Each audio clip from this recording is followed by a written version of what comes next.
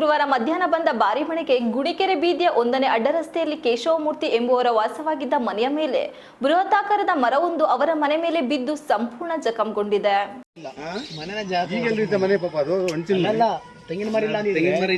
ಪಟ್ಟಣದಲ್ಲಿ ಶುಕ್ರವಾರ ಮಧ್ಯಾಹ್ನ ಬಂದ ಭಾರಿ ಮಳೆಗೆ ಗುಣಿಕೆರೆ ಬೀದಿಯ 1ನೇ ಅಡ್ಡರಸ್ತೆಯಲ್ಲಿ ಕೇಶವಮೂರ್ತಿ ಎಂಬುವರು ವಾಸವಾಗಿದ್ದ ಮನೆಯ ಮೇಲೆ ಬೃಹದಾಕಾರದ ಮರವೊಂದು ಅವರ ಮನೆ ಮೇಲೆ ಬಿದ್ದು ಸಂಪೂರ್ಣ ಜಖಂಗೊಂಡಿದೆ.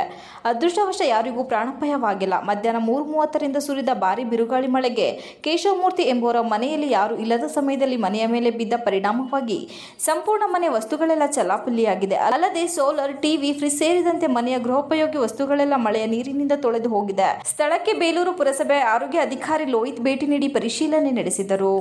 ಹಾಗೂ ಮನೆ ಗೋಡೆ, ಹಂಚುಗಳು, ಪಕಾಸುಗಳು ತುಂಬ ರೀತಿಯಲ್ಲಿ ಹಾನಾಗಿವೆ.